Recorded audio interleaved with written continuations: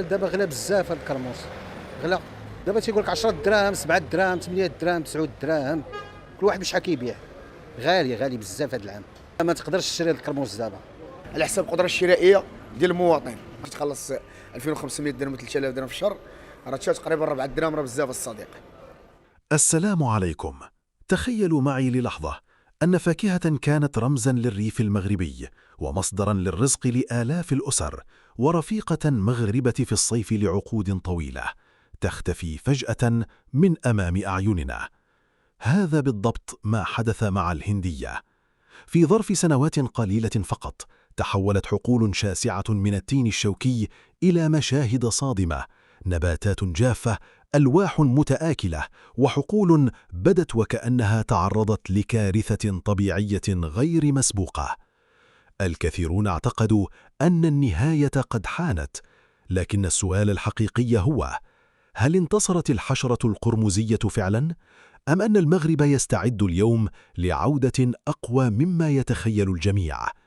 قبل أن نجيب عن هذا السؤال، يجب أن نعود قليلاً إلى البداية.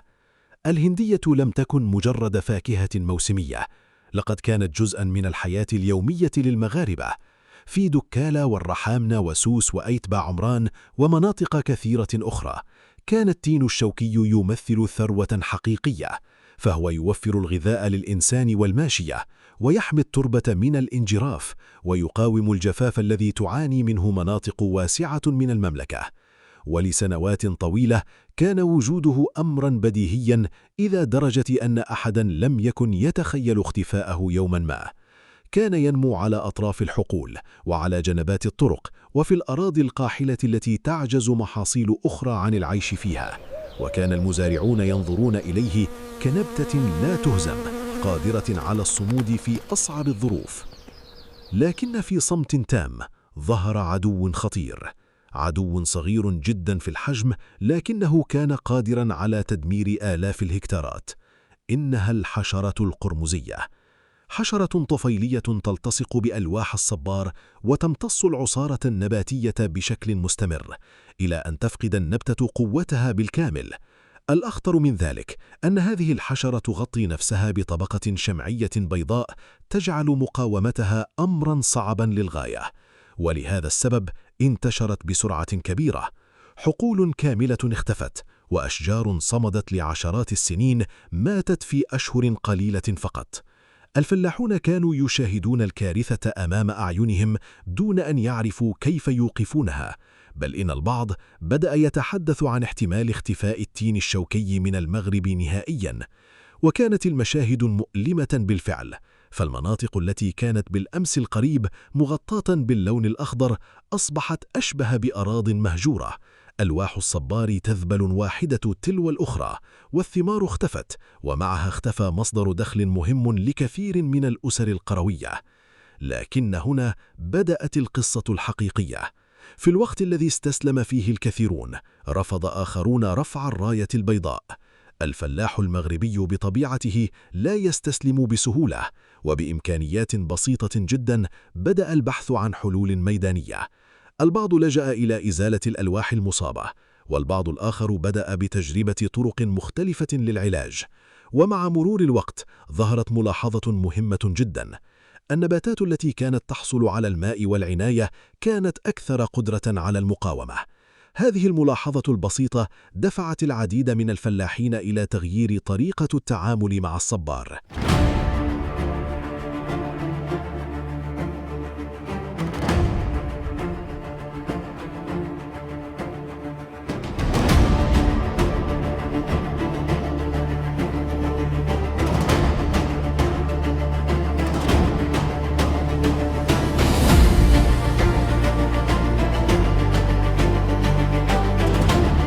بدوار الحرار، جامعة شراط، إقليم بن سليمان.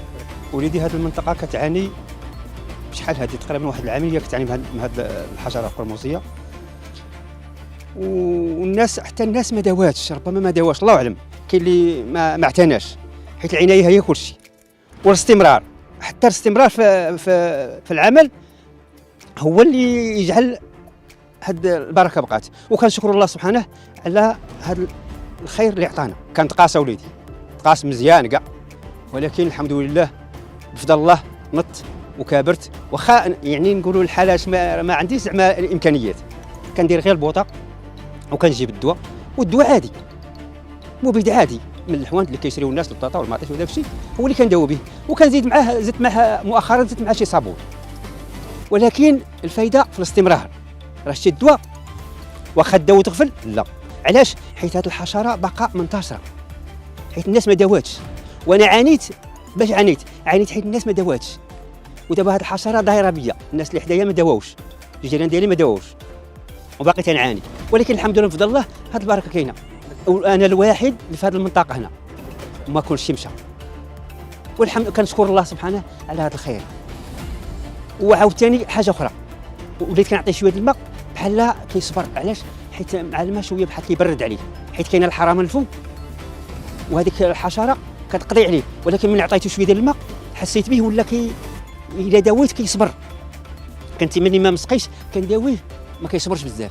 وخصوصا هاد الناس باقا ما كنطلبوا من الجامعه تحيد لنا تحيد لنا هاد الدرك هذا المقيوس، راه ما حنا صراحه هي ديال وليدي. ملي كنشوف الدرك ديالي كنتج بعد الله كنشكرو. علاش؟ حيت الله هو اللي خلاه. حنا غير كنديروا السبب. راه يقول لك شي واحد كيداوي، الله اللي كيداوي، ولكن الانسان يدير السبب. بحال مشيتي عند الطبيب وعطاك فانيده وقال لك شربها ودير لها، يعني عطاك التوقيت. الا فوتي التوقيت ما غاديش الله التيسير. ولكن الا شديتي التوقيت بحال الدرك هو ملي كنشد لي التوقيت ديالو. هذه الحشره هذه خصها المقاومه اليوميا، عمل يومي بحال جميع الفواكه اللي كانوا دابا. جميع اي حاجه شتيها دابا اللي كتشوف في السوق وداك الشيء راه كتبغي المداومه تكون يوميه. حيت دابا مشات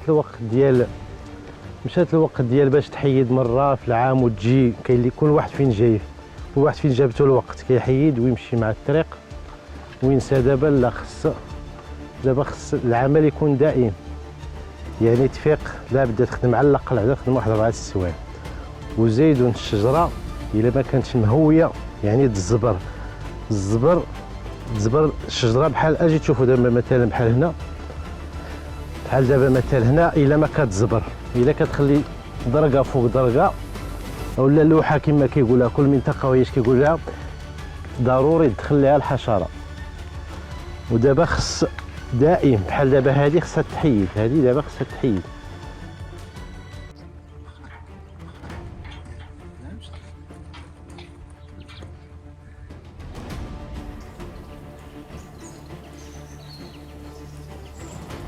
هاد الهنديه هاد النوع موسى جبناه اي تبع عمران، وجبناه في المره الاولى نجربوه كتجربه، وهاد التجربه نجحت وعطات الثمار ديالها. ودرك راه حنا عندنا واحد 9 ديال الكتارات، وان شاء الله راه غادي عاد نزيدو نغرسو. وبالنسبه لهاد الهنديه كنا غرسناها بواحد الطريقه متباعده 5/3. هادشي قبل ما تكون الحشره القرمزيه. نهار اللي جات الحشره القرمزيه لقينا هاد الشيء جاتنا سهله باش نتعاملوا معها، لحقاش عندنا الوسع ما تلاقاتش. هذه الطريقه ديال الغرس هذه كان واحد الاجتماع في ايت بعمران في سيدي ابني بالضبط. كانوا جاو شي مهندسين من المكسيك ومن اوروبا، هما اللي عطاو هاد الطريقه ديال الانتاج، وهما راهم كانوا غرسوا بها تماياك واحد المنطقه كبيره. وحنايا استغلينا هاد المعلومات وطبقناها عندنا في الناحيه ديالنا، والحمد لله راها نجحت. ايوا الحمد لله درك راها مسائل مزيانه كما راكم كتشوفوا. الانتاجيه مزيانه، ولكن هادشي كلشي خصو مجهودات وخصو الخدمه. وهاد الحشره القرمزيه راه عندها الطريقه باش تداوى، باش نتغلبوا عليها، ماشي شي حاجه اللي صعيبه.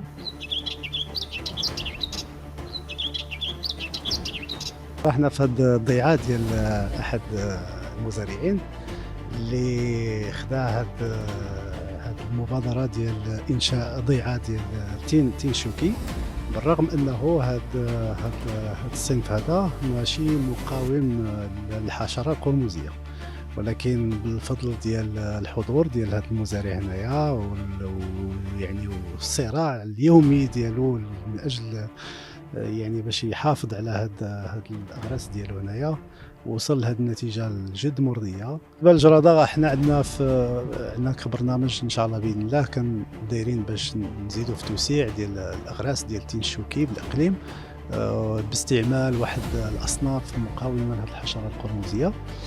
والطلب يعني كثير على هذا النوع ديال الاغراس، وغادي نحاولوا ان شاء الله باذن الله غادي نديروا هذا البرنامج لهذه البلاصه اللي كنتواجدوا فيها الان واللي كنقوموا بها في عمليه التصوير. عندنا نوعين، ثلاثه الانواع ديال الصبار اللي هما معروفين بالصنف ديال موسى والصنف ديال عيسى، وصنف اخر اللي جبناه ما كانش عندنا هنا في المنطقه الصنف ديال الدكاليه. نقدروا نقولوا انه المميزات ولا الخصائص ديال كل صنف. بالنسبه للصبار ديال موسى هو معروف بانه صبار املس ما فيهش الشوك، وكيتستعملوا الالواح ديالو كيتستعملوا ايضا في العلف ديال الماشيه، لانه الساكنه ديال المنطقه بحكم انها منطقه شبه جافه ولا كاين شي بلايص اللي هما جافين، كانوا كيستعملوا الصبار منذ قدام في العلف ديال الماشيه، وبالتالي عدم التواجد ديال الاشواك على الالواح كان كيسهل العمليه ديال الاكل ديالو من طرف الماشيه.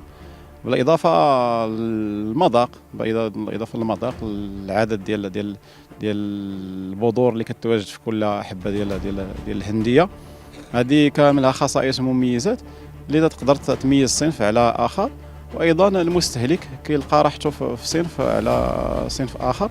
بالتالي هذه مساله ديال الاذواق ديال النكهات اللي كتخلي يعني كل فرد انه يستهلك واحد النوع ديال الصبار على الاخر، بالاضافه الى هذاك الشوك اللي كيتواجد على الحبه ديال الهنديه. كاين اصناف اللي فيها عدد كبير ديال الاشواك، وبالتالي كيضرر شي شويه على في اليد ملي كتبغي تحيدو ولا ملي كتبغي تقشر الهنديه. كيأثر ايضا على يعني كيضرب شي شويه، وبالتالي هذه كامله ممكن انه تكون خصائص ومميزات اللي كتميز كل صنف على الاخر، وبالتالي كيف ما قلنا انه المواطن كيحبذ صنف على نوع اخر. بالنسبه للجوده ديال الثمار ممكن نقولوا انهم تقريبا متقاربين، متقاربين في الجوده ديال كل حبه.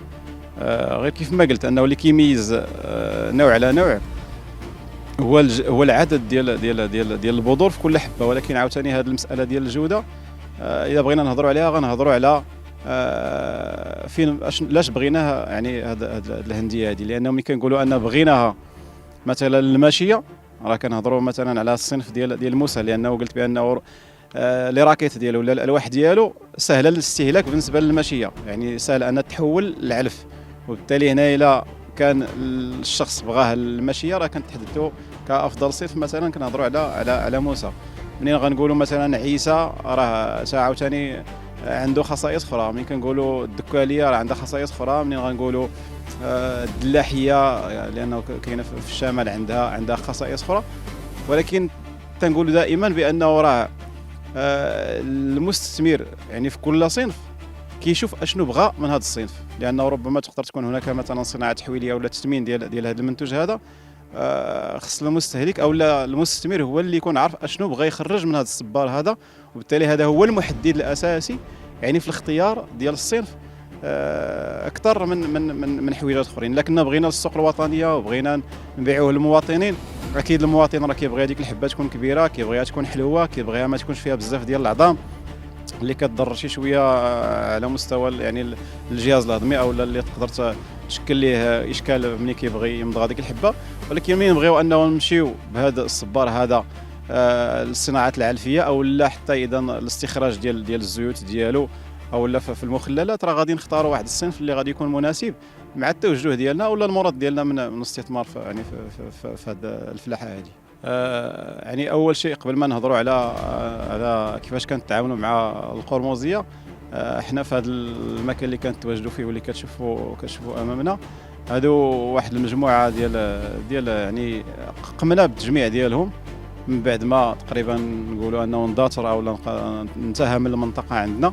حاولنا نقربوا عند الفلاحين اللي في المنطقه هنايا اللي بقى عندهم ولو كيف ما كنقولوا ولو ودنه وحده، بدينا كنجيبوهم لهذا البارك هذا اللي خصنا انه يكون واحد البارك اللي غيعطينا دي راكيت اخرين كيف ما اشتغلت يعني المصالح ديال وزاره الفلاحه في يعني بالامكانيات ديالها الهائله. حنا بهذه الامكانيات اللي هي متواضعه وهي امكانيات اللي هي شخصيه، حاولنا اننا نكثروا منه، لانه عمليه ديال الاكثار ديال الصباريه واحد العمليه اللي هي صعيبه، ماشي من الناحيه ديال التقنيه ولكن من الناحيه ديال المده ديالها، لانه المده ديالها كطول باش انه تنتج واحد الراكيت بعدا تمشي حتى لسنه باش انها تكبر. لا تنسوا دعمنا بالاشتراك في القناة وتفعيل زر الجرس ليصلكم كل جديد.